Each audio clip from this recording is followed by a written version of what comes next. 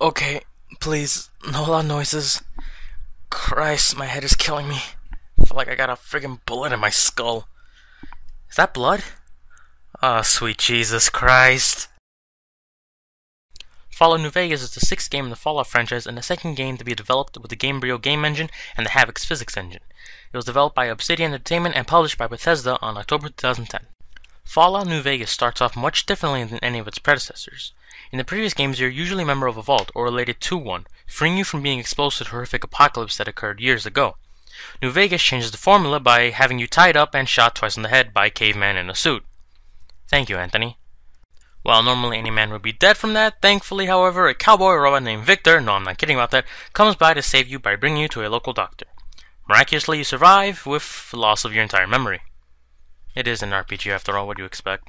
So after selecting your race and gender and allocating your skill points, you set off into the Mojave, both to find the bastard that shot you and finish the job you were set with.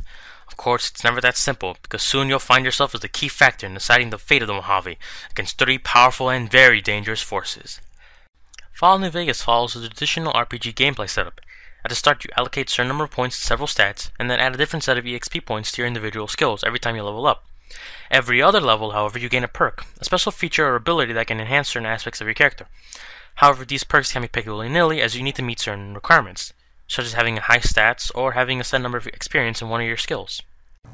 With that said, New Vegas, gameplay-wise, could be described as any other first-person RPG. Move towards something and click it with your weapon until it or you dies. That being said, if you can't handle that, Fallout has an easy method of combat known as the Vault-Tec Assisted Targeting System, or VATS for short, in which time stands still, allowing you to pick out individual parts of the enemy body to target and wail on as much as possible. If you have the AP to spend, of course.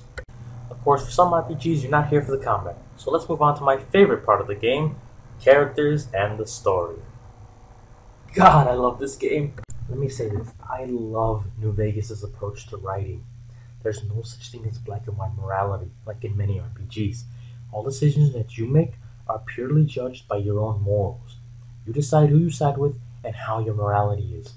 You could side with the Legion, but be a saint among men, and I love it for it. It's not a simple question of right or wrong, but rather a question of beliefs. Do you believe in the imperialism of the Legion, the democracy of the NCR, the dictatorship of the Enigma House, or perhaps you want to seek true independence? Even then, each side works wonderfully at demonizing the others while making themselves like the only true path to the wasteland to follow.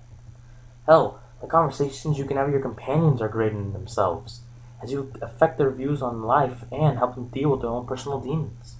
Even the random NPCs can have interesting dialogue options that can build the lore of the world or even open up possible side quests.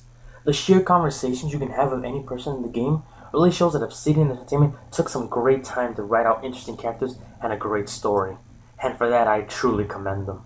But what else does the apocalyptic wasteland have to offer? Well, sand, ruins of civilization, and horrific monstrosities at each and every corner. Yes, the veterans of the series or those who are just starting with New Vegas, then rejoice, for we have everything from giant demonic reptiles that will tear you limb from limb, to security bots that will reduce you to ashes. Oh yeah, everything in the Mojave is out to kill you, and is more than capable of slaughtering you. Even dozens of human NPCs can be equipped to reduce you to dust. Surely you need to adapt and increase your weapon capabilities if you want to get by. My personal favorite is the YCS-186 Gauss rifle. God, I love this weapon. As for the music, honestly it all blends together after a while. You can access several radio stations from your Pip-Boy, and these radio stations work as either news stations that will alert you to events occurring in the game, in form of information, or just plain music stations. And like the setting, the music feels like something from the mid to late 1900s, and sadly my taste does not enjoy that music presented here. That, and I couldn't hear most of it over the sound of my sweat and curses as horde of Deathclaws closed in on me. With that said, you could possibly spend days exploring the Mojave Wasteland and finding dozens of nifty little secrets, Easter eggs, and special weapons. In some locations you'll be able to find custom versions of certain guns, like my favorite YCS-186. These weapons will usually have higher damage output, cap costs, and are fully maintained.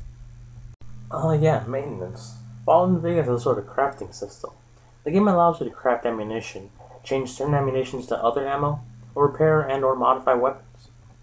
You can also create special snacks out of the corpses of mutated animals and insects around the wasteland. You can even craft other types of weapons with the bottle caps and scrap you can find. Honestly, with the oversaturation of modeling and crafting systems, it's nice to see one that was just an added bonus. At no point do you really need to craft anything. I only changed my energy cells into microfusion cells for my rifle. Hell, even the two of your companions make crafting hella easier. Ah, yes, companions. Throughout your journey, you have the possibility of 8 possible companions, and you can have 2 of them follow you at a time. 1 human and 1 non-human companion. There are only 2 non-human companions, Rex, a cyborg dog who doesn't like cats, and EDE, an enclave eyebot that speaks in beeps and boops. For your humanoid companions, we have a wide variety of characters.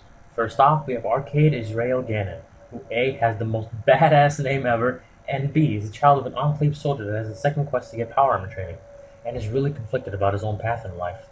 Next we have Craig Boone, a former NCR sniper and wrecker of your shit with a sniper rifle. Next on our hot pot of madness we have Lily Bone, an elderly Night King grandmother who can easily bash your skull in with a plane propeller. Next up is Raul Tejada, a ghoul mechanic with a bitchin' stash. Next is Rose of Sharon Cassidy, daughter of Fallout 2 companion John Cassidy, and a mean girl with a shotgun. Lastly, we have Veronica Santangelo, a Brotherhood of Steel scribe with a fist that can one-shot a Deathclaw, with enough time and effort. And that's our colorful ragtag group of misfits. Each of them have their own ups and downs and their own personal demons to face. Acquiring each one requires you to help them out with an issue they have at the time. And over time, while exploring with them, you'll learn more about their backstory and their personal dilemmas. Because of this, every companion feels more human and it becomes more satisfying when you help them get through their problems. I said it with Honeypop and I'll say it again here. I love great characters, and NewVegas delivers in spades. I love talking with each of the characters and finding new dialogue trees that are opened up when different events occur. Hell, exploring the Mojave itself is probably something you could spend hours on. I spent nearly 40 hours on my first playthrough and I barely scratched the surface of the game as a whole. I've heard stories of different locations and events that I missed out during my playthrough, but I would gladly play through the game again just to see it all. I love this game. I really do. NewVegas is easily one of the best RPGs I've ever played. At no point did I have to go on autopilot to beat the game. I was thoroughly invested at every point of it. I truly commend Obsidian Entertainment for making such a fantastic game. If anything, I'm disappointed I couldn't try out the DLCs. I really wanted to meet that toaster. Ah well, it was a fantastic game that I highly recommend. And thanks to my good friend Anthony for lending it to me. Hope you get to check out that DLC in the near future. Check it out if you get the chance. I know you won't be disappointed. Thank you all for watching, and I hope you have a great night. Now, if you'll excuse me, I need to go see a doctor for these wounds. I'm starting to feel lightheaded.